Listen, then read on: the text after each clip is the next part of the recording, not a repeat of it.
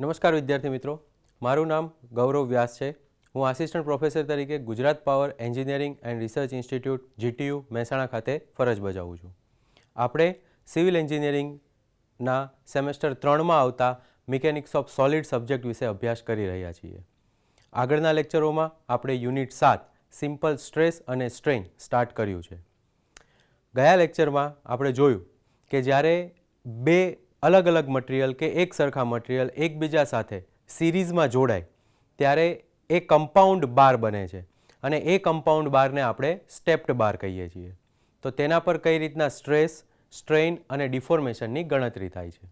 હવે આજના લેક્ચરમાં આપણે સેમ એ કમ્પાઉન્ડ બાર વિશે જ ભણવાના છીએ, પણ સ્ટેપ્ડ બને એટલે કે એકબીજા સાથે સિરીઝમાં નહીં પણ પોતાની લેન્થમાં અલોંગ ધ લેન્થ જ્યારે જોડાયેલા હોય ત્યારે કઈ રીતના આપણે સ્ટ્રેસ, સ્ટ્રેઇન અને ડિફોર્મેશન શોધી શકીએ છીએ. તો આપણે સિમ્પલ સ્ટ્રેસ અને સ્ટ્રેઇન કમ્પાઉન્ડ બાર સ્ટાર્ટ કરેલું છે. કમ્પાઉન્ડ બારમાં કઈ રીતના સ્ટ્રેસ, સ્ટ્રેઇન અને ડિફોર્મેશન કે જે એક્સિયલ ફોર્સના કારણે જનરેટ થતું હોય છે એની ગણતરી આપણે શીખી રહ્યા છીએ. લાસ્ટ લેક્ચરમાં આપણે જોયું હતું બાર્સ આર ઇન સિરીઝ, જેને બીજું નામ પણ આપ્યું હતું સ્ટેપ્ડ બાર. ઘણા બધા એક્ઝામ્પલ્સ સાથે આપણે સ્ટેપ્ડ બારમાં કઈ રીતે સ્ટ્રેસ, સ્ટ્રેઇન અને ડિફોર્મેશનની ગણતરી થાય છે. આજે આપણે સેમ એ જ કમ્પાઉન્ડ બારમાં પણ અહીંયા આગળ બે અલગ અલગ બાર અલોંગ ધ લેન્થ પોતાની લંબાઈના સાથે જોડાયેલા હોય તો ત્યારે કઈ રીતના આપણે સ્ટ્રેસ, સ્ટ્રેઇન અને ડિફોર્મેશન શોધી શકીએ.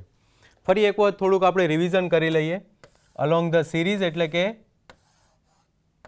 આવી રીતે પોતાના ક્રોસ સેક્શન ડાયમેન્શનની સાથે જોડાયેલું હોય અને ફોર્સ કોઈ બી દિશામાં લાગી શકે, આઈધર એ ટેન્સાઇલ ફોર્સ હોય કે કમ્પ્રેસિવ ફોર્સ હોય. તો આ જે ત્રણ મટીરિયલ્સ એકબીજા સાથે જોડાઈને સ્ટેપ્ડ બાર બનાવેલું છે એના પર કઈ રીતના ફોર્સની ગણતરી થાય, ફોર્સ પરથી સ્ટ્રેસ, સ્ટ્રેસ પરથી આપણે ડિફોર્મેશન શોધ્યું હતું અને એના પછી સ્ટ્રેઇન.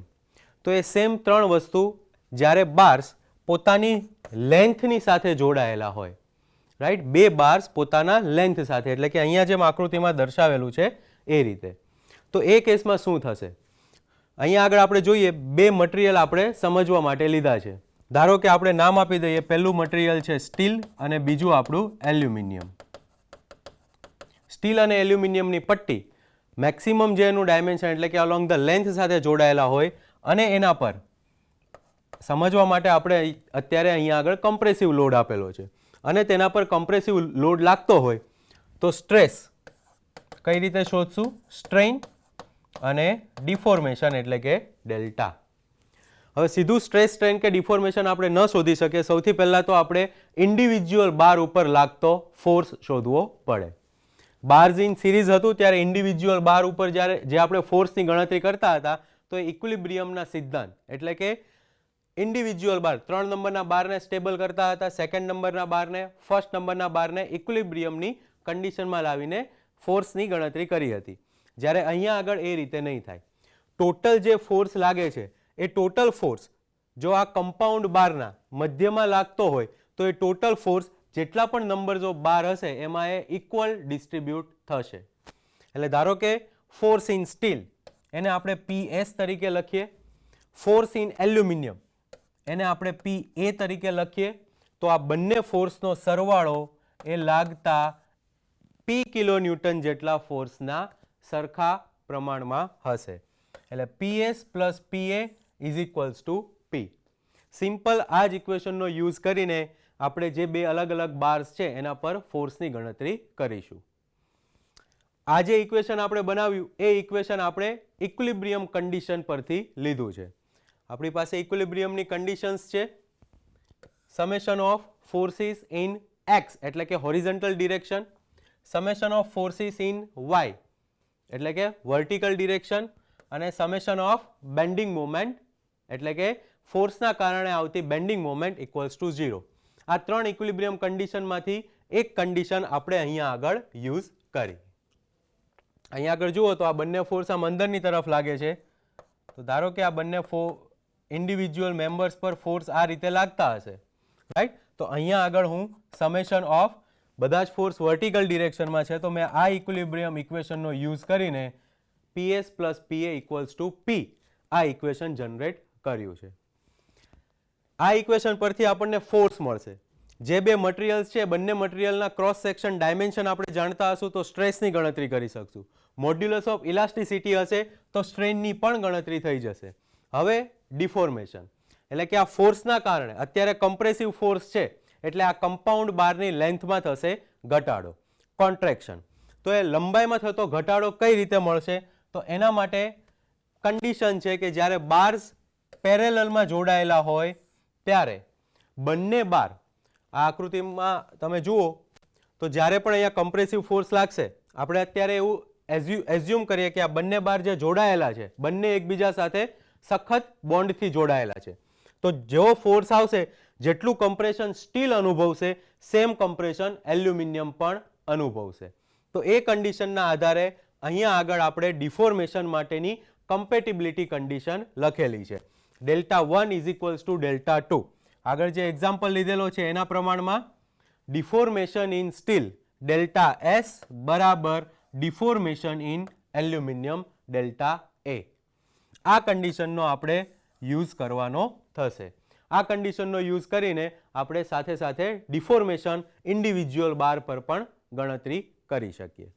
હવે દરેક વખતે બંને બાર્સ જે કમ્પાઉન્ડ બારમાં બે મટીરિયલનું જોડાણ થયેલું છે એ બંને મટીરિયલ પર આ જ રીતની કમ્પેટિબિલિટી કન્ડિશન નહીં આવે. ઘણી બધી વખત એવું પણ આવે કે સ્ટીલમાં થતું ડિફોર્મેશન એલ્યુમિનિયમમાં થતા ડિફોર્મેશન કરતાં 2 ગણું છે. એટલે ΔS is equals two 2A કે કોઈ પણ કન્ડિશન હોઈ શકે. એટલે આપણી પાસે કંઈક આ રીતનું પણ કન્ડિશન આવી શકે જ્યાં K એ આપણો કોન્સ્ટન્ટ છે. બરાબર?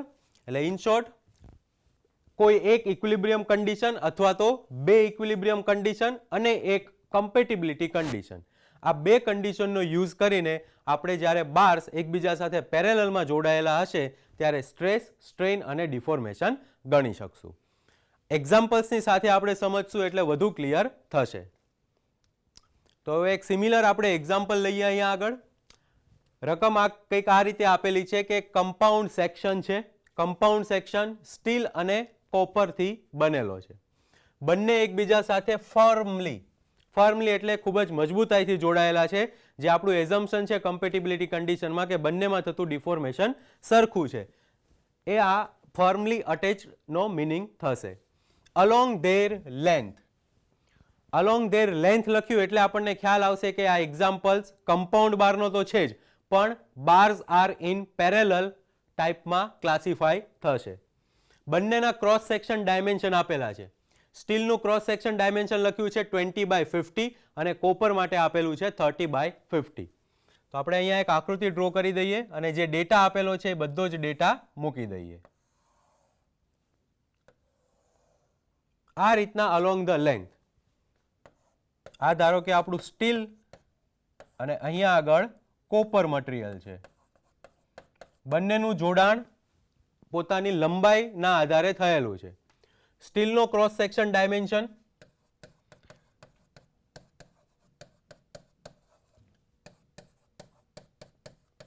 20/50 mm છે અને કોપર માટે છે 30/50 mm. બંનેની લેન્થ 1800 mm આપેલી છે એટલે આ લંબાઈ આપણી છે 1800 mm.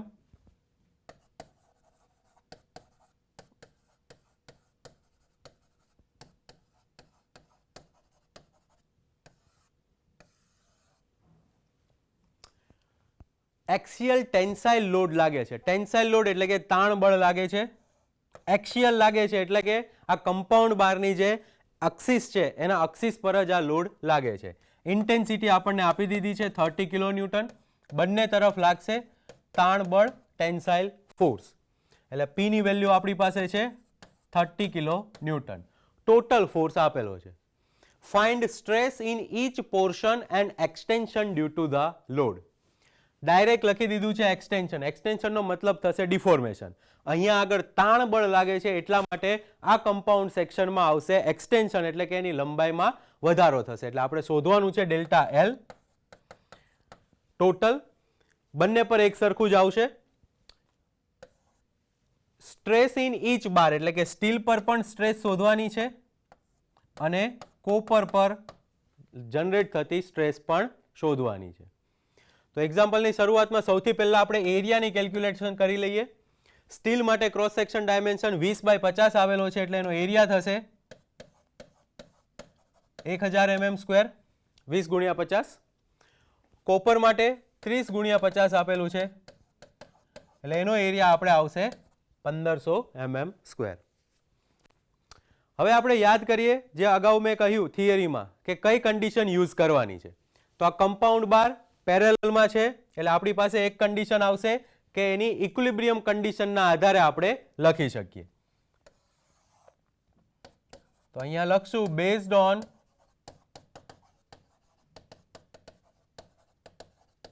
Equilibrium condition. આકૃતિ આપણે અહીંયા આગળ વર્ટિકલ ડ્રો કરેલી છે. ફોર્સ પણ મેં વર્ટિકલ આપેલા છે. તો જે ઇક્વિલિબ્રિયમ કન્ડિશન યુઝ કરશું summation of P Y is equals to 0. આ બંને બાજુથી ખેંચે છે. હવે પોતાની મૂળભૂત સ્થિતિમાં રહેવા માટે અહીંયા આગળ શું થશે તો કે સ્ટીલ અને કોપર બંને એની વિરુદ્ધ દિશામાં ફોર્સ આપશે. તો એની વિરુદ્ધ દિશા એટલે કમ્પ્રેસ થશે. તો PS પ્લસ કોપર છે તો કોપર માટે લખીએ PC. PS plus PC equals to જે આપણું મેઇન તાણ બળ આપેલું છે તે 30 કિલોન્યુટન. ઇક્વેશન નંબર 1 કહી દઈએ. આ ઇક્વેશનનો આપણે આગળ ઉપયોગ કરવાનો છે. તો એક ઇક્વિલિબ્રિયમ કન્ડિશન વાપરી દીધી. હવે બીજી ઇક્વિલિબ્રિયમ કન્ડિશન અહીંયા યુઝ કરવી પડશે કે કેમ એ આપણે ચેક કરી લઈએ. એ કઈ રીતના ખ્યાલ આવશે? એક તો રકમમાં જ લખેલું છે કે એક્સિયલ ટેન્સાઇલ લોડ લાગે છે. એક્સિયલ ટેન્સાઇલ લોડ લાગતો હોય એટલે પણ આપણને સીધો ખ્યાલ આવે કે એક જ ઇક્વિલિબ્રિયમ કન્ડિશન યુઝ કરવાની છે. બીજો આપણને એ રીતે ખ્યાલ આવશે કે આ 30 કિલોન્યુટનનો ફોર્સ ધારો કે કોઈ એજ ઉપર લાગતો હોય, ધારો કે આ કોપરની આ એજ ઉપર અહીંયા આગળ ફોર્સ લાગતો હોય તો એના કારણે સ્ટીલ ઉપર બેન્ડિંગ મોમેન્ટ આવશે. મિડ પોઈન્ટ ઉપર પણ બેન્ડિંગ મોમેન્ટ જનરેટ થઈ શકે. પણ અહીંયા આગળ ફોર્સ આપણને એક્ઝેક્ટ મિડલમાં આપેલો છે એટલે એક જ ઇક્વિલિબ્રિયમ કન્ડિશન યુઝ કરશું. તો બીજું આપણે જે વાપરવાનું થશે તે આપણી કમ્પેટિબિલિટી કન્ડિશન. કમ્પેટિબિલિટી કન્ડિશન આગળ જેમ લખી હતી એ પ્રમાણે બાર્સ આર ઇન પેરેલલ. ફોર્સના કારણે ટેન્સાઇલ ફોર્સ હોય કે કમ્પ્રેસિવ ફોર્સ હોય એના કારણે થતી લંબાઈમાં વધારો કે ઘટાડો બંને એક સરખો હોય. અહીંયા સ્ટીલ અને કોપર છે એટલા માટે delta S is equals to delta C. Delta એટલે આપણું ડિફોર્મેશન. લેક્ચર નંબર 1 માં આપણે આ ડિફોર્મેશનનું ઇક્વેશન ડિરાઈવ કરેલું છે કે જ્યારે એક્સિયલ ફોર્સ લાગતો હોય તો ડિફોર્મેશન કઈ રીતના મળશે. તો એના માટે ઇક્વેશન હતું આપણી પાસે PL/AE. તો આપણે એ જ ઇક્વેશનનો અહીંયા આગળ યુઝ કરવાનો છે. Delta S PS LS divide by AS into ES is equals to delta C એટલે કે કોપર માટે લખશું PC LC divide by AC EC. બરાબર. બધી જ વેલ્યુ આપણી પાસે છે એક્સેપ્ટ PS અને PC. તો એ બધી જ વેલ્યુઝ અહીંયા આગળ મૂકી દઈએ.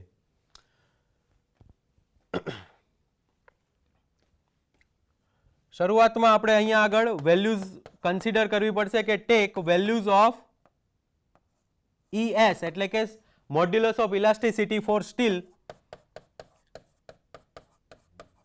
2 × 10⁵ ન્યૂટન પર mm² અને modulus of elasticity for copper 1 × 10⁵ newton પર mm². આ બંને વેલ્યુ આપણને રકમમાં આપેલી જ હોય તો આ બંને વેલ્યુઝનો પણ આપણે યુઝ કરીશું. લંબાઈ બંનેની સેમ છે 1800 mm. તો આ ઇક્વેશનમાંથી સૌથી પહેલા એ લંબાઈ બંને સાઈડથી આપણે કટ કરી દઈશું. PS અનનોન્સ છે એઝ ઇટ ઇઝ રાખશું. એરિયા ઓફ સ્ટીલ આગળ ગણ્યું આપણે એ રીતે 1000 અને એરિયા ઓફ કોપર 1500. તો PS by 1000 into modulus of elasticity તો 2 × 10⁵ is equals to PC by area of copper 1500 અને modulus of elasticity for copper એ આપણી 1 × 10⁵. તો આ 10⁵ પણ બંને સાઈડથી કેન્સલ થશે. તો અહીંયા આગળ વધશે PS by 2000 is equals to PC by 1500. આનો આપણે કેલ્ક્યુલેટરમાં આન્સર કેલ્ક્યુલેટ કરશું તો કંઈક જવાબ મળશે PS અને PCના ફોર્મમાં. તો એ આન્સર આવે છે PS is equals two 1.33 PC. એક રિલેશન આપણે એસ્ટાબ્લિશ કરી દીધો બેઝડ ઓન કમ્પેટિબિલિટી કન્ડિશન કે જેટલો ફોર્સ સ્ટીલમાં જશે એ કેટલો હશે તો એ કોપર મટીરિયલમાં લાગતા ફોર્સ કરતાં 1.33 ગણો હશે. હવે ઇક્વેશન 1 આપણે જે લખેલું છે PS plus PC is equals two 30. આગળ ઇક્વિલિબ્રિયમ કન્ડિશનનું જ આ ઇક્વેશન. તો એ ઇક્વેશનમાં આપણે PS બરાબર 1.33 PC મૂકીએ તો 1.33 PC plus PC is equals two 30. 2.33 PC is equals two 30. PC બરાબર આપણને આન્સર મળશે 30 ભાગ્યા 2.33. 30 ભાગ્યા 2.33 એટલે આપણો આન્સર આવશે 12.87 કિલોન્યુટન. સેમ આ 12.87 કિલોન્યુટન આ ઇક્વેશનમાં મૂકીએ એટલે PS plus 12.87 is equals two 30. તો PS બરાબર આપણો આન્સર આવશે 17.13 કિલોન્યુટન. બંને પર લાગતા ફોર્સ મળી ગયા. ફોર્સ મળી ગયા એટલે હવે ઇઝીલી આપણે સ્ટ્રેસ શોધી શકીએ. Stress in steel is equals to load acting in steel divide by area of steel. તો લોડ આપણે શોધ્યો છે 17.13 કિલોન્યુટન છે અને ન્યૂટનમાં કન્વર્ટ કરીએ into 10⁵ divide by area of steel. તો એ આપણે આગળ ગણતરીમાં લીધો એ પ્રમાણે 1000. આ બંને કેન્સલ થઈ જશે એટલે અહીંયા આગળ આપણી સ્ટ્રેસ આવશે 17.13 ન્યૂટન પર mm². એ જ રીતના કોપર પર આવતી સ્ટ્રેસ તો force in copper P by A, force in copper divide by area of copper. તો કોપર પર આપણે ફોર્સ કેલ્ક્યુલેટ કર્યો 12.87 કિલોન્યુટનમાંથી ન્યૂટનમાં કન્વર્ટ કરીએ into 10⁵ divide by area of copper જે છે 1500. આપણો આન્સર આવશે અહીંયા આગળ 8.58 ન્યૂટન પર mm². જે રીતના ક્વેશ્ચનમાં કહ્યું હતું કે દરેક મટીરિયલ પર દરેક બાર પર કે મેમ્બર પર સ્ટ્રેસ કેલ્ક્યુલેટ કરવાની છે તો એ સ્ટ્રેસ આપણે કેલ્ક્યુલેટ કરી અને હવે જે બાકી રહ્યું તે એક્સટેન્શન એટલે કે ડેલ્ટા. ડેલ્ટાની વેલ્યુ આપણે શોધવાની છે. કોઈ પણ ઇક્વેશન લઈ શકશું ડેલ્ટા S બરાબર અથવા ડેલ્ટા C બરાબર. બંને રીતે તમારો આન્સર સેમ આવશે. અહીંયા આગળ આપણે ડેલ્ટા S નું ઇક્વેશન લઈએ. ઇક્વેશન આ જ યુઝ કરવાનું છે PL બાય AE પણ જે નોટેશન્સ છે એ બધા સ્ટીલના આપણે યુઝ કરશું. તો PS LS divide by AS ES. Steel ઉપર લાગતો ફોર્સ 17.13 કિલોન્યુટન છે. આપણે એને ન્યૂટનમાં લખીશું તો ઇન્ટુ 10⁵. લંબાઈ આપણને 1800 mm આપેલી છે. એરિયા આપણે શોધેલો છે 1000 mm². અને મોડ્યુલસ ઓફ ઇલાસ્ટિસિટી સ્ટીલ મટીરિયલની આપણને આપેલી છે 2 × 10⁵. તો આ આન્સર આપણો આવશે 0.154 mm.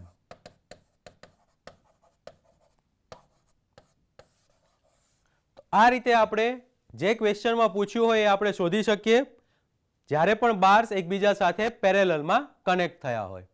હજુ પણ વધુ એક્ઝામ્પલ સોલ્વ કરીએ એટલે ડિફિકલ્ટી ક્યાં આગળ આવે છે અને કઈ રીતના એક્ઝામ્પલ ટ્વિસ્ટ થાય છે એનો આપણને ખ્યાલ આવે. તો આ એક અલગ પ્રકારનો એક્ઝામ્પલ આપેલો છે એક્ઝેક્ટ આપણા સિવિલ એન્જિનિયરિંગના રિલેટેડ કે કોન્ક્રીટ કોલમ છે જેનું ડાયમેન્શન આપણને કીધું છે 300 બાય 300 mm. એ કોન્ક્રીટ કોલમમાં રેઇન્ફોર્સમેન્ટ બાર આપેલા છે 6 નંબર્સ ઓફ 16 mm. હવે કોલમ હોય તો એ પોતાની આવી રીતના જે ફ્લોર ટુ ફ્લોર હાઇટમાં કનેક્ટ થતો હોય બરાબર. એનું ક્રોસ સેક્શન ડાયમેન્શન આપેલું છે એટલે ટોપ ઉપરથી આપણે જોઈશું તો 300 બાય 300 કીધેલું છે. સ્ક્વેર કોલમ આપણને આપેલો છે. આ સ્ક્વેર કોલમમાં ટોટલ 6 નંગ સળિયા આપણે વાપરવાના છે, જેનો ડાયામીટર 16 mm છે. ટોપ વ્યૂમાં કંઈક જોઈએ તો આ રીતના આપણે એ 6 સળિયા મૂકી શકીએ. બરાબર કે 6 નંબર્સ ઓફ 16 mm ડાયા બાર આ રીતના મૂકેલું છે. હવે આ જે રેઇન્ફોર્સમેન્ટ બાર હશે એ પણ કોલમની લેન્થ ટુ લેન્થ જતા હશે. બરાબર, આ સામેથી જુઓ તો કોલમની લેન્થ ટુ લેન્થ આ લાઇન મેં ડ્રો કરી, એ લાઇનમાં ટોટલ 3 નંગ સળિયા છે, એકબીજાને પાછળ મૂકેલા છે. આ ટાઈપની આપણી કન્ડિશન આપેલી છે. હવે આપણે સમજવું પડશે કે આ એક્ઝામ્પલ બાર્સ ઇન પેરેલલમાં કઈ રીતે આવે. બે અલગ અલગ મટીરિયલ છે, એક છે કોન્ક્રીટ અને બીજું આપણું આ છે સ્ટીલ. બંને મટીરિયલ એકબીજાને આ આકૃતિ જુઓ એલિવેશનમાં તો એ બંને એકબીજાને પેરેલલ પોતાની લંબાઈના સાથે જોડાયેલા છે. એટલા માટે આ એક્ઝામ્પલ્સ આપણો કમ્પાઉન્ડ બારમાં બાર્સ ઇન પેરેલલમાં ક્લાસિફાય થશે. હવે આ કોલમ ઉપર એક્સિયલ કમ્પ્રેસિવ ફોર્સ લાગે છે 40 કિલોન્યુટનનો, રાઈટ. એટલે પોતાની એક્ઝેક્ટ મિડલ એક્સિસ ઉપર 400 કિલોન્યુટનનો ફોર્સ લાગે છે. કેલ્ક્યુલેટ સ્ટ્રેસ બંને મટીરિયલ પર, stress in both steel and column. આ રેઇન્ફોર્સમેન્ટ બાર આપેલા છે, રેઇન્ફોર્સમેન્ટ બાર ઉપર કેટલી સ્ટ્રેસ આવશે, કોન્ક્રીટ મટીરિયલનો જે આપણે કોલમ બનાવેલો છે કોલમ ઉપર કેટલી સ્ટ્રેસ આવશે. સાથે સાથે ચેક કરવાનું છે કે આ સેક્શન આપણો સેફ રહેશે કે કેમ, તો એના માટે પણ કન્ડિશન આપેલી છે અલાયેબલ સ્ટ્રેસની. કોન્ક્રીટ હોય તો કોન્ક્રીટ અલગ અલગ ગ્રેડના બનેલા હોય, એ grade wise quality of material wise એની એક સ્ટ્રેસ લિમિટ સ્ટ્રેસ સહન કરવાની એક લિમિટ હોય. તો એ અહીંયા આગળ આપણને લિમિટ આપેલી છે કે અલાયેબલ સ્ટ્રેસ મેક્સિમમ કોન્ક્રીટ કેટલી સ્ટ્રેસ લઈ શકશે 5 ન્યૂટન પર mm સ્ક્વેર, અને સ્ટીલ કેટલી લઈ શકશે 250 ન્યૂટન પર mm સ્ક્વેર. આ એની અલાયેબલ લિમિટ છે. આનાથી વધારે જો સ્ટ્રેસ જનરેટ થતી હશે તો એ કેસમાં આપણો કોલમ ફેલ થશે. તો એક આપણે છેલ્લે કન્ડિશન ચેક કરવાની છે. વેલ્યુઝ બંનેની આપેલી છે કે સ્ટીલની મોડ્યુલસ ઓફ ઇલાસ્ટિસિટી તો 2 × 10⁵ ન્યૂટન પર mm સ્ક્વેર, અને EC એટલે અહીંયા આગળ C ફોર કોલમ છે. Modulus of elasticity for column લખેલી છે 2.5 × 10⁴ ન્યૂટન પર mm સ્ક્વેર. આખો એક્ઝામ્પલ આ રીતે આપણે સમજવાનો થશે. બાર્સ ઇન પેરેલલમાં એ ક્લાસિફાય થશે કેમ કે રેઇન્ફોર્સમેન્ટ અને કોન્ક્રીટ કોલમ બંને એકબીજાને પોતાની લંબાઈ સાથે કનેક્ટ થયેલા છે. તો જે ડેટા આપેલા છે બધા ડેટા સૌથી પહેલા લખી દઈએ.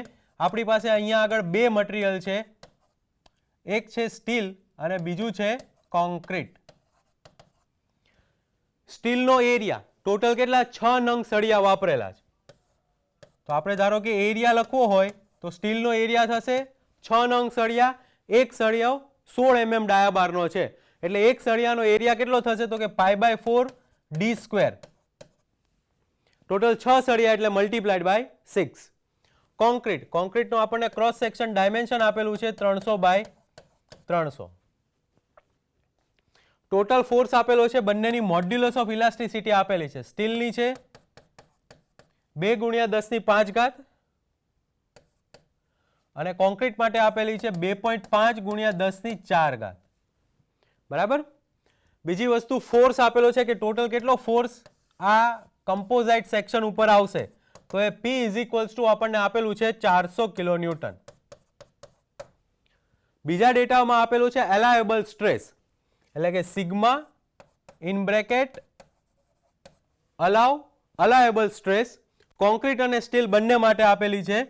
તો first for concrete, C for concrete એ આપણને કીધી છે 5 ન્યૂટન પર mm સ્ક્વેર, અને sigma same allowable S for steel એ આપણને કીધી છે 250 ન્યૂટન પર mm સ્ક્વેર. એક્ઝામ્પલની શરૂઆત હંમેશા એક વખત ક્લાસિફાય કરી દઈએ કે બાર્સ આર ઇન પેરેલલ છે એટલે શરૂઆત આપણે ઇક્વિલિબ્રિયમ કન્ડિશનથી કરવાની થશે. અહીંયા આગળ પણ મેં ફોર્સ વર્ટિકલ એક્સિસમાં બતાવેલા છે એટલે જે ઇક્વિલિબ્રિયમ કન્ડિશન યુઝ કરશું એ summation of forces in vertical direction એટલે કે Py = 0. બે મટીરિયલ છે, ધારો કે સ્ટીલ ઉપર લાગતા ફોર્સને આપણે PS કહીએ અને કોન્ક્રીટ પર લાગતા ફોર્સને આપણે અગેન PC કહીએ. તો PS + PC આ બંને કેટલું હશે ટોટલ લાગતા ફોર્સને સરખું રહેશે. એટલે 400 કિલોન્યુટન લાગે છે તો આ બંને ઉપર લાગતો ફોર્સ પણ 400 કિલોન્યુટન જેટલો જ હશે. જે રીતના આગળના એક્ઝામ્પલમાં આપણે આ રીતનું ઇક્વેશન જનરેટ કર્યું હતું, સેમ એ જ રીતના બાય યુઝિંગ ઇક્વિલિબ્રિયમ કન્ડિશન. હવે સેકન્ડ આપણું કમ્પેટિબિલિટી કન્ડિશન યુઝ કરવાના છીએ. તો કમ્પેટિબિલિટી કન્ડિશન શું કહે છે? બાર્સ જ્યારે એકબીજાને પોતાની લંબાઈ સાથે જોડાણ થયેલું હોય ત્યારે બંને બાર પર આવતું ડિફોર્મેશન એક સરખું હશે. અહીંયા આગળ ડિફોર્મેશન કયા ફોર્મમાં હશે? તો કમ્પ્રેસિવ ફોર્સ લાગે છે તો એ ડિફોર્મેશન એટલે કે એની લંબાઈમાં થશે ઘટાડો.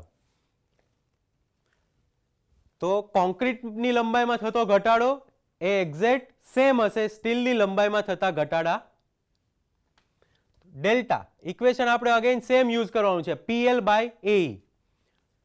ડેલ્ટા સી છે તો બધા જ નોટેશન્સ આપણે કોન્ક્રીટના ફોર્મમાં લખશું, PC LC divide by AC EC, right? Force, લંબાઈ, એરિયા અને મોડ્યુલસ ઓફ ઇલાસ્ટિસિટી. સ્ટીલ માટે PS LS divide by AS ES. હવે લંબાઈ, આખી રકમમાં ક્યાંય લંબાઈ આપણને આપેલી નથી કોલમ સ્ટીલની કેટલી છે, પણ આકૃતિ પરથી આપણે જોઈ શકીએ કે જેટલી લંબાઈનો કોલમ છે એટલી જ લંબાઈનો રેઇન્ફોર્સમેન્ટ બાર પણ આપેલો છે. બંનેની લંબાઈ સરખી હોય એટલે ઇક્વેશનમાંથી આપણે કટ કરી શકશું. PC divide by area of concrete, dimension આપણને આપેલું છે 300 બાય 300 એટલે એરિયા. કોન્ક્રીટની મોડ્યુલસ ઓફ ઇલાસ્ટિસિટી જે લખેલી છે 2.5 into 10⁴. PS divide by area of steel, 6 નંગ સળિયા, એક સળિયાનો ડાયામીટર 16 mm સ્ક્વેર છે એટલે 6 ઇન્ટુ π/4 16 સ્ક્વેર. અને modulus of elasticity for steel 2 into 10⁵ આપેલું છે. અને આખાને આપણે સોલ્વ કરશું એટલે આપણને અગેન રિલેશન મળશે જે રીતના ગયા એક્ઝામ્પલમાં મળ્યો હતો કે સ્ટીલ પર લાગતો ફોર્સ અને કોન્ક્રીટ પર લાગતો ફોર્સ. તો આને સોલ્વ કરતા આપણને આન્સર મળશે PS is equals to 0.107 PC. Steel ઉપર લાગતો ફોર્સ એ કોન્ક્રીટ ઉપર લાગતા ફોર્સ કરતા 0.107 ટાઈમ્સ છે. હવે જે આપણું ઇક્વેશન 1 જનરેટ થયેલું છે PS plus PC is equals two 400, આ ઇક્વેશનમાં PS બરાબર 0.107 મૂકી દઈએ તો 0.107 PC plus PC is equals two 400, તો આ 1.107 PC ઇઝ ઇક્વલ્સ ટુ 400 થશે. એટલે PC બરાબર આન્સર મળશે 361.33 કિલોન્યુટન. સેમ આ 361.33 કિલોન્યુટન ઇક્વેશન 1 માં ફરી વખત મૂકીએ તો PS plus PC is equals two 361.33 is equals two 400. તો આપણને PS નો આન્સર મળશે 400 માઇનસ જે પેલી ટર્મ છે સામેની સાઈડ જશે એટલે આન્સર આવશે. બંને પર લાગતા ફોર્સ મળી ગયા એટલે આપણે સ્ટ્રેસ શોધી શકીએ. કોન્ક્રીટ પર લાગતી stress force in concrete divide by area of concrete. Concrete પર લાગતો ફોર્સ છે આપણો 361.33 ગુણ્યા 10⁻³ divide by area of concrete એટલે 300 બાય 300. તો આપણને આ સ્ટ્રેસની વેલ્યુ મળશે 4.01 ન્યૂટન પર mm સ્ક્વેર. હવે આપણને એક કન્ડિશન કીધેલી છે ક્વેશ્ચનમાં જ, ચેક કરવાનું છે સેફ્ટી ઓફ સેક્શન. બંનેની અલાવેબલ સ્ટ્રેસ આપણને આપેલી છે. કોન્ક્રીટની કેટલી છે 5, અહીંયા આગળ આપણો આન્સર આવ્યો 4.01 એટલે આ સ્ટ્રેસ અલાવેબલ સ્ટ્રેસ કરતાં ઓછી છે, એનો મતલબ કે આપણો સેક્શન સેફ રહેશે 400 કિલોન્યુટનનો જો ફોર્સ એપ્લાય કરીશું તો પણ. એ જ રીતના સ્ટીલની આપણે કેલ્ક્યુલેશન કરી લઈએ તો PS by AS, force in steel આગળ ગણ્યું એ પ્રમાણે 38.67 ગુણ્યા 10⁻³ કિલો ન્યૂટનને આપણે અગેન ન્યૂટનમાં કન્વર્ટ કરેલા છે. Area of steel 6 into π/4 into 16 square.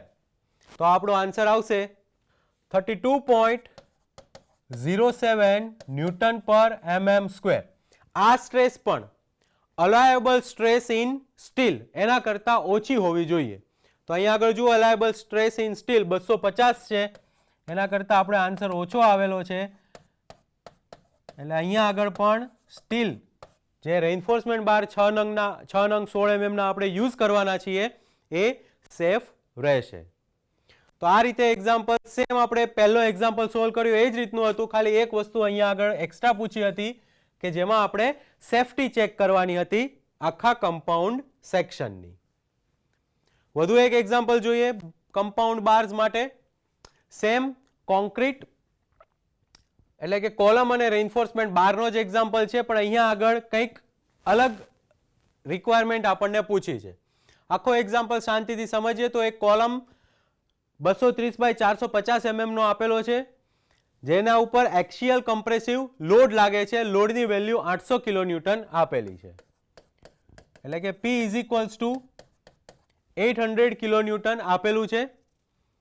The column is reinforced by steel reinforcement. કયો ડાયામીટર, કેટલા નંગ સળિયા એ બધું નથી આપ્યું.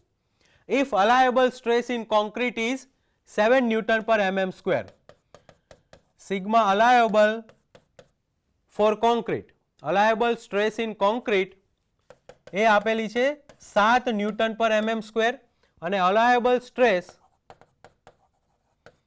In steel 250 newton per mm square આપેલી છે. તો આ કન્ડિશનમાં આપણે શોધવાનું છે એરિયા ઓફ સ્ટીલ રિક્વાયર્ડ. કેટલો એરિયા આપણે સ્ટીલમાં એઝ અ પ્રોવાઈડ કરવો પડશે. કોઈ ડાયામીટર કે એવું નથી પૂછ્યું, ખાલી આપણે AS એટલે કે એરિયા ઓફ સ્ટીલ કેલ્ક્યુલેટ કરવાનો થશે. બંનેના મોડ્યુલસ ઓફ ઇલાસ્ટિસિટી આપેલા છે. સ્ટીલ માટે 2 × 10⁵ અને કોન્ક્રીટ માટે આપેલું છે 2.4 × 10⁴. Same example as per previous one બનશે, પણ જ્યાં આગળ આપણે PS અને PC નું સીધું રિલેશન મળતું હતું એ સીધું રિલેશન અહીંયા આગળ મળશે નહીં. ક્રોસ સેક્શન ડાયમેન્શન આપેલો છે કોન્ક્રીટનો, એટલે એરિયા ઓફ કોન્ક્રીટ આપણને મળી જશે 230 × 450.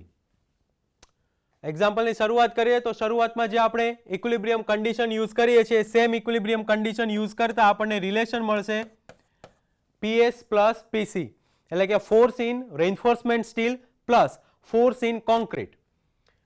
ટોટલ ફોર્સ 800 કિલોન્યુટન લાગે છે, તો આના બરાબર 800 કિલોન્યુટન થશે. તો આ આપણું પહેલું ઇક્વિલિબ્રિયમ કન્ડિશન પરથી આન્સર મળ્યો. સેકન્ડ આપણે હવે યુઝ કરીએ કમ્પેટિબિલિટી કન્ડિશન. કમ્પેટિબિલિટી કન્ડિશન એવું કહે છે કે જ્યારે પણ આવી રીતના પેરેલલ કન્ડિશન આપેલી હોય એટલે બંનેમાં જનરેટ થતું ડિફોર્મેશન એક સરખું હોય. તો અહીંયા આગળ આવશે PS LS divide by AS ES.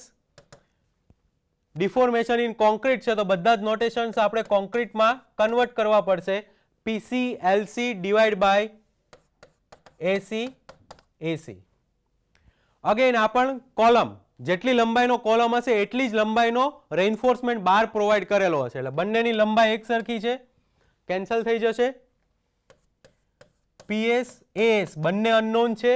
ES ની વેલ્યુ આપણી પાસે છે 2 × 10⁵. PC એ પણ વેલ્યુ નથી, તો એઝ ઇટ ઇઝ રાખશું. એરિયા ઓફ કોન્ક્રીટ જે આપણે લખશું 230 × 450, અને modulus of elasticity for concrete આપણને આપેલું છે 2.4 × 10⁴. એટલે અહીંયા આગળ હવે આપણે ધારો કે રિલેશન જનરેટ કરવો હશે PS અને PC ના ફોર્મમાં, પણ એની સાથે હજુ એક અનનોન આપણી પાસે રહેશે, એ અનનોન હશે AS. અને સિમ્પ્લિફાય કરશું એટલે આપણો આન્સર આવશે. તો અહીંયા આગળ આપણો રિલેશન આવે છે PS is equals two 0.8 × 10⁻⁴ PC AS. બરાબર? જે આગળના એક્ઝામ્પલમાં સીધું PS અને PC ના ફોર્મમાં રિલેશન મળતું હતું એ રીતે અહીંયા આગળ નહીં આવે. હજુ એક ઇક્વેશન આપણી પાસે નોન છે કે સ્ટ્રેસ ઇઝ ઇક્વલ્સ ટુ થશે ફોર્સ ડિવાઈડ બાય એરિયા. આપણી પાસે અલાયેબલ સ્ટ્રેસ છે કોન્ક્રીટની, કોન્ક્રીટનો એરિયા પણ અવેલેબલ છે, તો અહીંયા આગળ આપણે મૂકી શકશું PC is equals to sigma C × AC, જ્યાં આગળ સિગ્મા C ની વેલ્યુ છે 7, અને એરિયા ઓફ કોન્ક્રીટ આપણે લઈએ છીએ 230 × 450, જે આપણા ક્રોસ સેક્શન ડાયમેન્શન આપેલા છે. તો આ બધી જ વેલ્યુ આ ઇક્વેશન ઇક્વિલિબ્રિયમ કન્ડિશન પરથી જે આપણે ડેવલપ કરેલું છે એમાં PS ની વેલ્યુ મૂકીએ, સાથે સાથે PS નું જે રિલેશનમાં PC આવે છે એના બરાબર પણ આ આપણે મૂકીએ. આપણે ગણતરી કરીએ. PS plus PC is equals to 800. આગળ જે ઇક્વેશન બનાવ્યું PS ઇઝ ઇક્વલ્સ ટુ છે 0.8 ઇન્ટુ 10⁻⁴. 0.8 into 10⁻⁴ PC. હવે PC બરાબર આ આખી વેલ્યુઝ આપણે પુટઅપ કરીએ તો 7 into 230 into 450. 7 into 230 into 450 into S. જે ઇક્વેશન હતું અહીંયા AS as it is. Plus PC આવે છે તો PC નો અગેન સેમ વેલ્યુઝ આપણે મૂકીએ 230 into 450 is equals to 800 kilonewton. હવે અહીંયા આગળ આ એક જ અનનોન છે તો સીધો આપણને આન્સર AS નો મળી શકશે. આપણે સોલ્વ કરશું એટલે AS નો આન્સર કંઈક આવશે 1302.62 mm². જે આપણને ક્વેશ્ચનમાં પૂછ્યું હતું કે કેટલો એરિયા આપણે સ્ટીલનો પ્રોવાઈડ કરવો પડશે કે જેથી અલાયેબલ સ્ટ્રેસ એના કરતાં વધી ન જાય અને 800 કિલોન્યુટનનો ફોર્સ પણ સહન થઈ શકે. હવે આનાથી આગળ કદાચ ક્વેશ્ચનમાં આપણને એમ પૂછ્યું હોય કે ફાઇન્ડ નંબર્સ ઓફ 20 mm અથવા તો 10 mm ડાયાબાર, કે ધારો કે 10 mm ડાયાબાર યુઝ કરવો છે તો કેટલા નંગ સળિયા આવશે. આ છે આપણો ટોટલ એરિયા. બરાબર. ફોર એક્ઝામ્પલ 10 mm ડાયાબાર યુઝ કરવો છે, યુઝ 10 mm ડાયાબાર, તો એક 10 mm બારનો એરિયા કેટલો આવશે? એરિયા ઓફ 1 10 mm ડાયાબાર, તો એ થશે π/4 ઇન્ટુ 10². એટલે આન્સર કંઈક આપણો આવશે 78.5 mm². હવે ધારો કે નંબર્સ ઓફ બાર ગણવા છે તો numbers of bar is equals to થશે total area divide by area of 1 reinforcement bar. Total area છે આપણો 1302.62 ભાગ્યા 78.5. બરાબર છે. તો જે કાંઈ પણ આન્સર આવે એ આપણા નંબર્સ ઓફ બાર અહીંયા આગળ થઈ શકે. તો આનાથી આગળ એવું પણ એક સ્ટેપ આપણને પૂછાઈ શકે. ફોર એક્ઝામ્પલ 20 mm ડાયાબાર યુઝ કરવો છે તો 20 mm ના કેટલા સળિયા વાપરવા પડશે? 16 mm ના કેટલા સળિયા વાપરવા પડશે?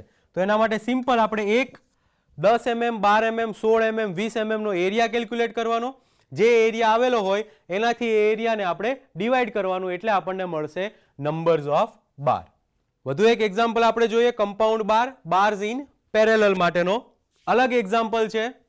એક કંઈક કન્ડિશન આપેલી છે જેમાં એક પ્લેટફોર્મ છે,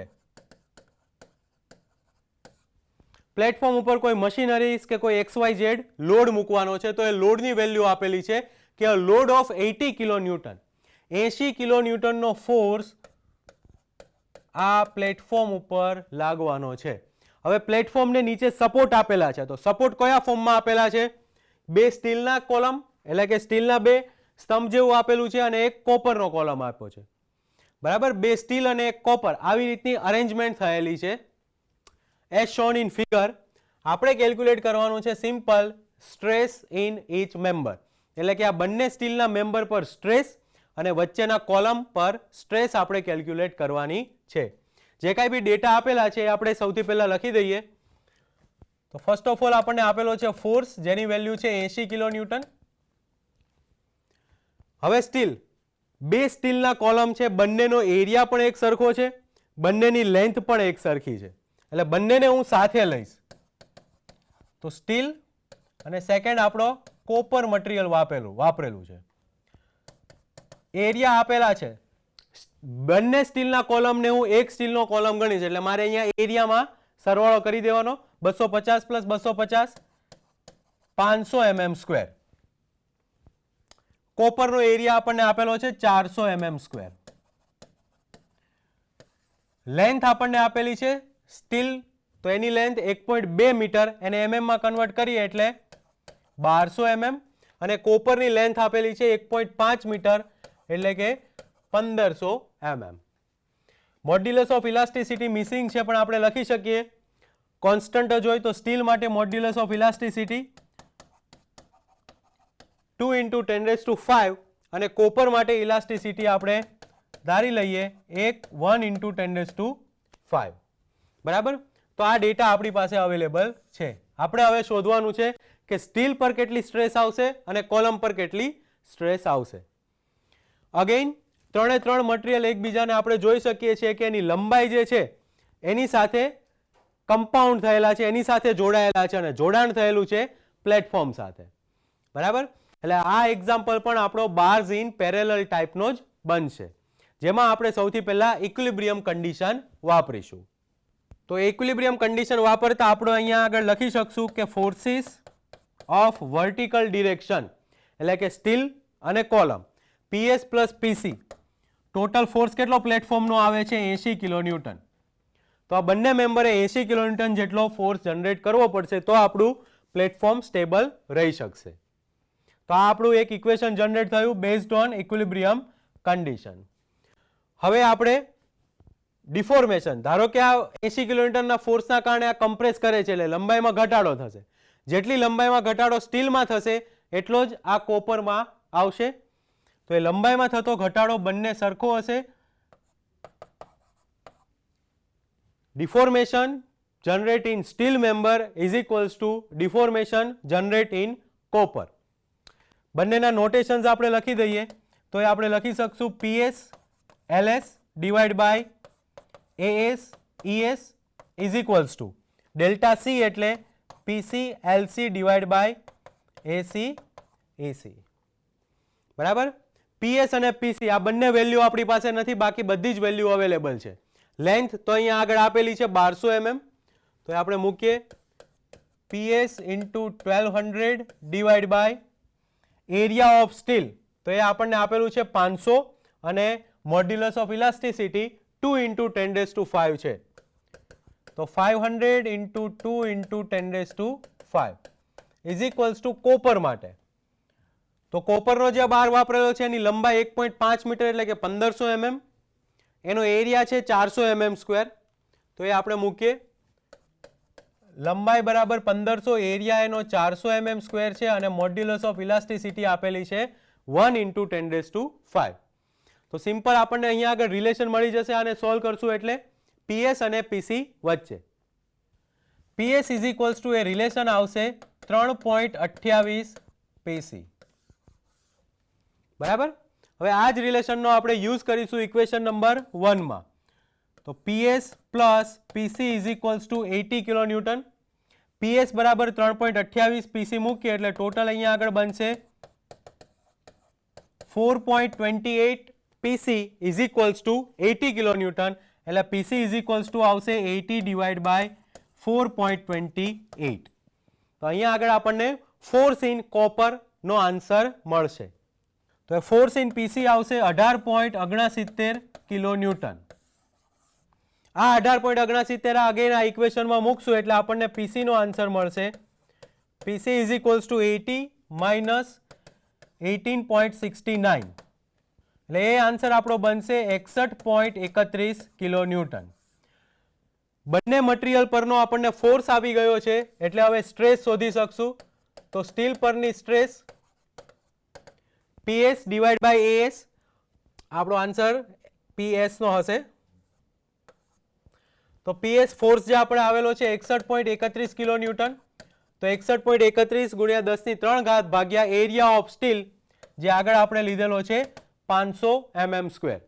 આનો આપણે આન્સર આવશે 122.62 ન્યૂટન પર mm². સિમિલરલી કોપર મટીરિયલ પરની સ્ટ્રેસ મળશે PC બાય AC.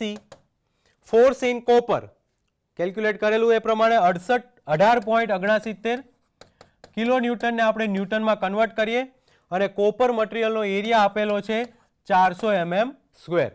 એટલે આનો આપણો આન્સર બનશે 46.31 ન્યૂટન પર mm². બરાબર.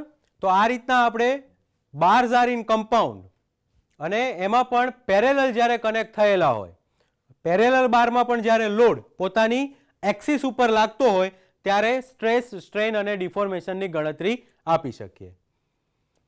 હવે આગળ જોઈએ કે ધારો કે જે ફોર્સ એક્સિયલ ફોર્સ લાગે છે એ એક્સિયલ ફોર્સ પોતાની કમ્પાઉન્ડ બારની એક્સિસ ઉપર નથી લાગતું, બરાબર. એટલે કે કંઈક આવી કન્ડિશન આપણે લઈએ કે આવી રીતના બે વાયર્સ છે, વાયર્સ કોઈ એક પ્લેટફોર્મ સાથે કનેક્ટ થયેલા છે. આ પ્લેટફોર્મની લંબાઈ ધારો કે 1000 mm લઈએ, બરાબર. આ પ્લેટફોર્મમાં આવી રીતના લોડ સસ્પેન્ડ થાય છે અલગ અલગ ઇન્ટેન્સિટીના, ધારો કે 30 કિલોન્યુટન, 60 કિલોન્યુટન, 90 કિલોન્યુટન. આ બંને જે તાર છે એ બંને તાર ધારો કે આપણે સમજવા માટે લઈએ કે સ્ટીલના બનેલા છે, તો કેટલો ડાયામીટર આ સ્ટીલના તારનો આપણે આપવો પડે. તો આ બંને સ્ટીલના તાર એકબીજા સાથે પેરેલલી કનેક્ટ છે. પેરેલલી કનેક્ટ છે એક પ્લેટફોર્મ સાથે, અને એ પ્લેટફોર્મ ટેન્સાઇલ ટાઈપનો એટલે કે તાણ ટાઈપનો ફોર્સ આપે છે 30, 60 અને 90 કિલોન્યુટન. આ જે લંબાઈ છે ધારો કે આપણે લઈએ 400 mm લાગે છે, બરાબર. ફોર્સની ઇન્ટેન્સિટી અલગ અલગ છે એટલે અહીંયા આગળ સીધું જ આપણે ન લખી શકીએ કે PS1 plus PS2 is equals two 30 plus 60 plus 90. બંને પર એક સમાન ફોર્સ ડિસ્ટ્રીબ્યુટ થશે નહીં. એ કન્ડિશનમાં આપણે એક વધારાની પણ એક કન્ડિશન ઇક્વિલિબ્રિયમની યુઝ કરવી પડશે, જે બનશે summation of bending moment equals to 0. એટલે કે આ ટાઈપના મિકેનિઝમમાં કોઈ એક પોઈન્ટ પાસે આપણે બેન્ડિંગ મોમેન્ટ ઇક્વેટ કરીશું. તો એ આપણો એક અલગ ટાઈપનો એક્ઝામ્પલ બની જશે જ્યારે બાર્સ એકબીજા સાથે પેરેલલમાં કનેક્ટ થયા હશે. તો આગળ જે આપણે કન્ડિશન મેં સમજાવી એ કન્ડિશનને અનુરૂપ આપણે એક એક્ઝામ્પલ લઈએ. ક્યારે આપણે આ equilibrium condition summation of bending moment વાળી લેવી પડશે એ પણ એક ખાસ ધ્યાને લેવાનું છે. તો એ કન્ડિશન આપણે લખી દઈએ, જ્યારે પેરેલલી કનેક્ટ થતા મેમ્બર પર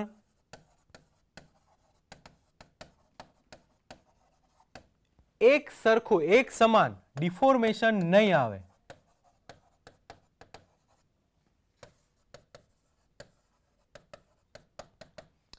આ ટાઈપની જ્યારે કન્ડિશન બનશે ત્યારે આપણે કમ્પેટિબિલિટી કન્ડિશન એટલે કે Δ1 ઇઝ ઇક્વલ્સ ટુ Δ2 વાળી કન્ડિશન યુઝ કરી શકશું નહીં. તો એ કેસમાં આપણે કાં તો summation of horizontal forces equals to 0 અથવા વર્ટિકલ ફોર્સિસ અને બેન્ડિંગ મોમેન્ટ આ કન્ડિશનનો યુઝ કરવાનો થશે. તો એને અનુરૂપ આ એક એક્ઝામ્પલ આપણે જોઈએ કે એક પ્લેટફોર્મ છે, અહીંયા નીચે બતાવેલું છે આ પ્લેટફોર્મ. આ પ્લેટફોર્મ સસ્પેન્ડ થયેલું છે બે વાયર્સ, આ રીતના બે અલગ અલગ વાયર્સ આપેલા છે એઝ શોન ઇન ફિગર. આ બંનેમાંથી એક વાયર છે એલ્યુમિનિયમનો અને બીજો વાયર આપણો છે સ્ટીલ માટેનો. બંનેના ડાયામીટર આપેલા છે. એલ્યુમિનિયમ વાયરનો ડાયામીટર 10 mm અને સ્ટીલ વાયર જે છે એનો ડાયામીટર 6 mm આપેલું છે. ફોર્સ લાગે છે 20 કિલોન્યુટનનો, તમે જોઈ શકો છો ટોટલ લેન્થ છે 200 mm. તો ફોર્સ 100 mm વચ્ચે નથી લાગતો, ડાબી બાજુ એટલે કે એલ્યુમિનિયમનો વાયર છે ત્યાંથી 150 mm ડિસ્ટન્સ પર અને સ્ટીલનો વાયર છે ત્યાંથી 50 mm ડિસ્ટન્સ પર લાગે છે. તો આ ટાઈપની કન્ડિશન બનેલી છે. હવે આપણને ખ્યાલ આવવો જોઈએ કે અહીંયા આગળ એલ્યુમિનિયમ અને સ્ટીલ આ બંને ઉપર એક સમાન ડિફોર્મેશન આવશે નહીં. ઇઝીલી ખ્યાલ આવી જાય. આ રીતનો આપણો બ્લોક છે, ફોર્સ અહીંયા આગળ લાગે છે, એમાઉન્ટ આપણને 20 કિલોન્યુટન આપેલી છે. તો બટ ઓબ્વિયસ છે આ એન્ડ ઉપર જેટલું ડિફોર્મેશન આવશે એના કરતાં રાઈટ હેન્ડ સાઈડનો જે એન્ડ છે ત્યાં આગળ ડિફોર્મેશન એટલે કે એની લંબાઈમાં જે વધારો કે ઘટાડો થવાનો હશે એ વધુ આવશે, બરાબર છે.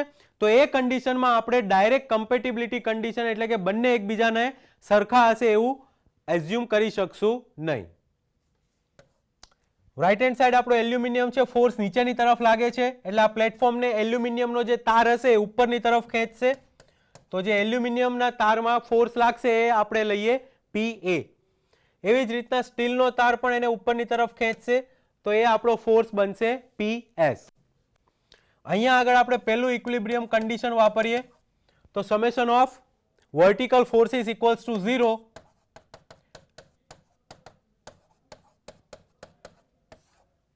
Force in aluminium plus force in steel is equals two 20 kilonewton. આ બંને ઉપરની તરફ લાગે છે, એક 20 કિલોન્યુટનનો ફોર્સ નીચેની તરફ લાગી રહ્યો છે.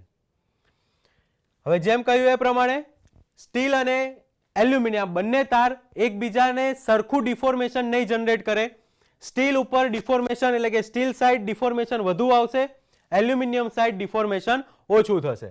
તો એના માટે અહીંયા આગળ આપણે સેકન્ડ ઇક્વિલિબ્રિયમ કન્ડિશનનો યુઝ કરવો પડશે. એ સેકન્ડ ઇક્વિલિબ્રિયમ કન્ડિશન છે કે summation of bending moment equals to 0. હવે બેન્ડિંગ મોમેન્ટ એક સિમ્પલ આપણે ખ્યાલ લઈ લઈએ કે બેન્ડિંગ મોમેન્ટ શું છે. બેન્ડિંગ મોમેન્ટ મેથેમેટિકલી આપણે જો કેલ્ક્યુલેટ કરવું હોય તો એ ફોર્સ અથવા તો લોડ અથવા તો force multiplied by perpendicular distance. પણ એ પરપેન્ડિક્યુલર ડિસ્ટન્સ ક્યાં સુધી? તો જે પોઈન્ટ પર આપણે બેન્ડિંગ મોમેન્ટ શોધતા હોઈએ એ પોઈન્ટ પરનું. હવે વળી પાછા આપણા એક્ઝામ્પલમાં આવીએ. અહીંયા આગળ આપણે કોઈ એક પોઈન્ટ નક્કી કરવો પડશે. ધારો કે હું આ પોઈન્ટને એ કહું, આ બાજુના પોઈન્ટને બી પોઈન્ટ કહું. આપણે bending moment eight point A is equals to 0. A point પર ભેગા થતી બેન્ડિંગ મોમેન્ટનો સરવાળો 0 લેવાનો છે. બરાબર. હવે બેન્ડિંગ મોમેન્ટ લેવી હશે એટલે આપણે ઇક્વેશનમાં મેં લખ્યું એ પ્રમાણે પરપેન્ડિક્યુલર ડિસ્ટન્સ જોઈશે. તો આ પ્લેટફોર્મમાં અહીંયા ડિસ્ટન્સ આપેલા છે. આ ડિસ્ટન્સ છે 150 mm, આ ડિસ્ટન્સ છે 50 mm. એ પોઈન્ટ પર આપણે બેન્ડિંગ મોમેન્ટ લઈએ છીએ એટલે એ પોઈન્ટ પર લાગતો ફોર્સ કન્સિડર થશે નહીં. એટલે પીએ ની ગણતરી બેન્ડિંગ મોમેન્ટ જે બીજું ઇક્વિલિબ્રિયમ ઇક્વેશન લઈએ છીએ એમાં નહીં આવે. પીએસ અને 20 કિલોન્યુટન આ બંનેને કારણે આવતી બેન્ડિંગ મોમેન્ટ લેવી પડશે. જે પોઈન્ટ પર બેન્ડિંગ મોમેન્ટ ગણતા હોઈએ ત્યાં આગળ આપણે આપણા હાથની મૂવમેન્ટ રાખવાની અને ફોર્સ જે ડિરેક્શનમાં લાગે છે એ ડિરેક્શનમાં આપણે હાથ ફેરવવાનો. અહીં અમારે પીએસ ની બેન્ડિંગ મોમેન્ટ એ પાસે લેવી હોય તો ફોર્સ મલ્ટીપ્લાઈડ બાય આ પરપેન્ડિક્યુલર ડિસ્ટન્સ આટલું થાય, જે આપણને આપેલું છે અહીંયા આગળ 150 + 50 200 mm. બરાબર, જે આપણને 200 mm આપેલું છે. હવે બેન્ડિંગ મોમેન્ટ કયા ફોર્મમાં આવશે? ફોર્સ ઉપરની તરફ લાગે છે એટલે આ પ્લેટફોર્મને આ ડિરેક્શનમાં ફેરવશે આ રીતે. બરાબર, એટલે કે એન્ટી ક્લોકવાઇઝ ડિરેક્શનમાં ફરશે. તો એ બેન્ડિંગ મોમેન્ટ આપણે લખી દઈએ PS into perpendicular distance 200 mm. Anti clockwise bending moment આવે છે. હવે બીજી બેન્ડિંગ મોમેન્ટ આપણે લેવાની છે 20 ના કારણે. તો આ 20 ગુણ્યા, હવે 20 કઈ બાજુ લાગે છે? નીચેની તરફ. બેન્ડિંગ મોમેન્ટ એ પોઈન્ટ પાસે લઈએ છે તો એ પોઈન્ટને તમારે પકડી રાખવાનો છે. બરાબર, પોઈન્ટ પાસે થંબ રાખવાનો. ફોર્સ જે ડિરેક્શનમાં લાગતો એ ડિરેક્શનમાં આપણે હેન્ડની મૂવમેન્ટ આપવાની. એટલે આ જે પ્લેટફોર્મ છે એ આ ડિરેક્શનમાં મૂવમેન્ટ લેશે. રાઈટ, આ આપણી ક્લોકવાઇઝ ડિરેક્શન થઈ. તો એન્ટી ક્લોકવાઇઝ મૂવમેન્ટને ક્લોકવાઇઝ બેન્ડિંગ મૂવમેન્ટ સાથે આપણે સરખાવવાની છે. એન્ટી ક્લોકવાઇઝ મૂવમેન્ટ આવે એ ઇક્વલની લેફ્ટ હેન્ડ સાઈડ લખીશું, ક્લોકવાઇઝ બેન્ડિંગ મૂવમેન્ટ આવે એ આપણે ઇક્વલની રાઈટ હેન્ડ સાઈડ લખીશું. તો PS into 200 is equals two 20 into perpendicular distance કેટલું છે? 150 mm. 150. સમજાણું? ફરી એક વખત જોઈ લઈએ. નવી આકૃતિમાં જોઈએ તો આપણી પાસે જે કન્ડિશન બનેલી છે એ કંઈક આ રીતની છે. આ રીતનું પ્લેટફોર્મ છે આપણું. પ્લેટફોર્મમાં કોઈ આ ડિસ્ટન્સ પર 20 કિલોન્યુટનનો ફોર્સ લાગે છે. એક એન્ડ ઉપર સ્ટીલનો વાયર છે એટલે ત્યાં આગળ સ્ટીલનો ફોર્સ આવશે. અનધર એન્ડ ઉપર એલ્યુમિનિયમ વાયર છે તો એ એલ્યુમિનિયમ ફોર્સ PA આપશે. અંતર બધા જ આપણી પાસે અવેલેબલ છે, 150 mm, 50 mm અને ટોટલ ડિસ્ટન્સ આપણું 200 mm થશે. ઇક્વિલિબ્રિયમ કન્ડિશન આપણે લઈ રહ્યા છીએ. Summation of bending moment eight point A point પાસે આપણે બેન્ડિંગ મોમેન્ટ ઇક્વેટ કરી રહ્યા છીએ. એટલે એન્ટી ક્લોકવાઇઝ બેન્ડિંગ મોમેન્ટને આપણે ક્લોકવાઇઝ બેન્ડિંગ મોમેન્ટ સાથે સરખાવવાની છે. જે પોઈન્ટ પર બેન્ડિંગ મોમેન્ટ લેતા હો એ પોઈન્ટ ઉપર લહેરા ફોર્સની બેન્ડિંગ મોમેન્ટ 0 આવશે, કેમ કે બેન્ડિંગ મોમેન્ટનું ઇક્વેશન છે force multiplied by perpendicular distance. Distance 0 બને એટલે બેન્ડિંગ મોમેન્ટ 0 આવશે. તો હવે બાકી રહેલો ફોર્સ એટલે કે 20 કિલો ન્યૂટન અને PS. તો સૌથી પહેલા PS ના કારણે બેન્ડિંગ મોમેન્ટ લઈએ. બેન્ડિંગ મોમેન્ટ આપણે લઈ રહ્યા છીએ એ પોઈન્ટ પાસે. તો એ પોઈન્ટ પાસે આપણો થંબ રાખીશું. PS ફોર્સ જે ડિરેક્શનમાં જાય છે એ ડિરેક્શનમાં આપણે સિમ્પલ હાથની મૂવમેન્ટ આપવાની છે. હાથની મૂવમેન્ટ આપશું એટલે એક સર્કલ ક્રિએટ કરશે. તો એ સર્કલ તમારું કઈ ડિરેક્શનમાં જાય છે, ક્લોકવાઇઝ ડિરેક્શન કે એન્ટી ક્લોકવાઇઝ ડિરેક્શન, એ જોવાનું છે. તો અહીંયા આગળ આ આપણું પ્લેટફોર્મ આખું સર્કલ એન્ટી ક્લોકવાઇઝ ડિરેક્શનમાં જશે એટલે એ બેન્ડિંગ મોમેન્ટ આપણે લેફ્ટ હેન્ડ સાઈડ મૂકીએ તો PS ઇન્ટુ 200 આ આપણી એન્ટી ક્લોકવાઇઝ બેન્ડિંગ મૂવમેન્ટ થઈ. ફરીથી આ 20ની બેન્ડિંગ મૂવમેન્ટ નીચેની તરફ લાગે છે એટલે એ આખું પ્લેટફોર્મને ક્લોકવાઇઝ ડિરેક્શનમાં ફેરવશે. ક્લોકવાઇઝ ડિરેક્શન એટલે ઇક્વલની આપણે ઓપોઝિટ સાઈડમાં બેન્ડિંગ મોમેન્ટ લઈએ તો 20 ઇન્ટુ 150. બરાબર. આ રીતના આપણે બીજી equilibrium condition summation of bending moment વાળી ઇક્વિલિબ્રિયમ કન્ડિશન લેતા હોઈએ એટલે એક પોઈન્ટ ડિફાઇન કરવો પડશે કે કઈ જગ્યાએ આપણે બેન્ડિંગ મોમેન્ટ લઈ રહ્યા છીએ. આને આપણે સોલ્વ કરીએ તો 2PS is equals two 30, PS is equals two આપણે આન્સર આવશે 15 કિલો ન્યૂટન. બરાબર. આગળ પહેલા ઇક્વિલિબ્રિયમ કન્ડિશનનો યુઝ કરીને આપણે આ જનરેટ કરેલું છે PA plus PS is equals two 20. તો એના પરથી આપણને PA નો આન્સર મળશે જે આવશે 5 કિલો ન્યૂટન.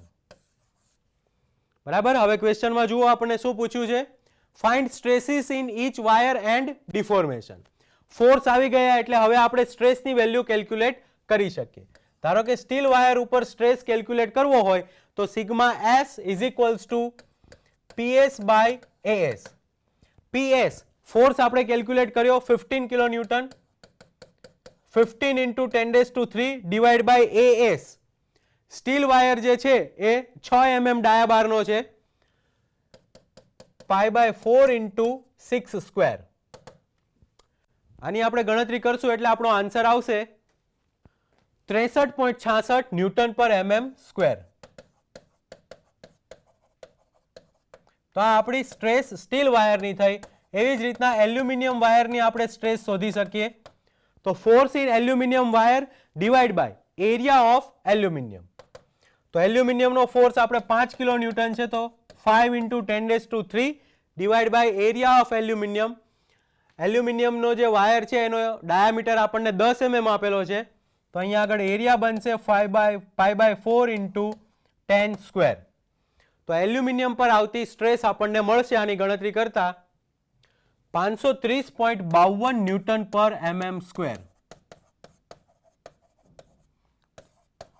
એલ્યુમિનિયમ વાયર પર આવતી સ્ટ્રેસ અને સ્ટીલ વાયર પર આવતી સ્ટ્રેસ આપણને મળશે. બીજી પણ એક વેલ્યુ આપણને કેલ્ક્યુલેટ કરવાની કીધી છે કે કેલ્ક્યુલેટ ડિફોર્મેશન. આગળ સમજાવ્યું એ પ્રમાણે એલ્યુમિનિયમ અને સ્ટીલ બંનેમાં અલગ અલગ ડિફોર્મેશન આવશે. તો સૌથી પહેલા એ ડિફોર્મેશન આપણે કેલ્ક્યુલેટ કરીએ ડેલ્ટા L એલ્યુમિનિયમ પર. ઇક્વેશન આપણું હશે PL બાય AE. પણ ફોર્સ એલ્યુમિનિયમનો, લેન્થ એલ્યુમિનિયમની, area of aluminium, modulus of elasticity for aluminium બધી જ વેલ્યુઝ અવેલેબલ છે. Force in aluminium 5 kilo newton, diameter એલ્યુમિનિયમનો આપેલો છે 10 mm એટલે એનો એરિયા મળી જશે. મોડ્યુલસ ઓફ ઇલાસ્ટિસિટી આપેલી છે 0.7 ઇન્ટુ 10⁵ અને બધી જ વેલ્યુઝ આપણે આ ઇક્વેશન ઉપર મૂકીએ તો આપણને ડેલ્ટા L ની વેલ્યુ મળશે. તો એ વેલ્યુ આપણે આવે છે 0.909 mm. ડેલ્ટા L એ ફોર એલ્યુમિનિયમ. સેમ એ જ રીતે આપણે ડેલ્ટા L એટલે કે ડિફોર્મેશન ઇન સ્ટીલ કેલ્ક્યુલેટ કરશું. સેમ ઇક્વેશન યુઝ થશે, નોટેશન્સ આપણા ચેન્જ થશે. સ્ટીલના બધા જ નોટેશન આવશે એટલે force in steel, length of steel, area of steel wire અને modulus of elasticity of steel wire. બધી જ વેલ્યુ અવેલેબલ છે. ફોર્સ ઇન સ્ટીલ કેલ્ક્યુલેટ કર્યું એ પ્રમાણે 15 kilo newton, area of steel 6 mm wire છે એટલે π/4 d square. Modulus of elasticity for steel આપેલું છે 2 ઇન્ટુ 10⁵. બધી જ વેલ્યુ મૂકીએ એટલે અહીંયા આગળ આપણને એક્સટેન્શન મળશે સ્ટીલ વાયરનું કે કેટલું એના પર ડિફોર્મેશન આવશે. તો એ આન્સર આપણો બને છે 3.79 mm. Delta L, S for steel. તો આ રીતનો એક્ઝામ્પલ્સ આપણો થઈ શકે જેમાં આપણે કમ્પેટિબિલિટી ઇક્વેશનનો યુઝ ન કરતા બે ઇક્વિલિબ્રિયમ ઇક્વેશન્સ યુઝ કરવા પડે. તો આ લેક્ચરમાં આપણે જોયું જ્યારે બાર્સ એકબીજા સાથે પેરેલલ જોડાણ કરેલું હોય ત્યારે કઈ રીતે આપણે સ્ટ્રેસ, સ્ટ્રેન અને ડિફોર્મેશન કેલ્ક્યુલેટ કરી શકીએ છીએ. બાર્સ જ્યારે એકબીજા સાથે પેરેલલમાં જોડાણ થયેલું હોય એમાં પણ બે ટાઈપના એક્ઝામ્પલ બને છે. ટાઈપ 1 જેમાં આપણે ઇક્વિલિબ્રિયમ કન્ડિશન 1 અને એક કમ્પેટિબિલિટી કન્ડિશનનો યુઝ કરીએ. ટાઈપ 2 જે આપણે છેલ્લો એક એક્ઝામ્પલ જોયો કે જેમાં આપણે બે ઇક્વિલિબ્રિયમ કન્ડિશનનો યુઝ કર્યો અને સ્ટ્રેસ અને ડિફોર્મેશનની ગણતરી કરી. વધુ એક્ઝામ્પલ ટાઈપ 2 ના આપણે આવતા લેક્ચરમાં જોઈશું. જય હિન્દ, જય ભારત.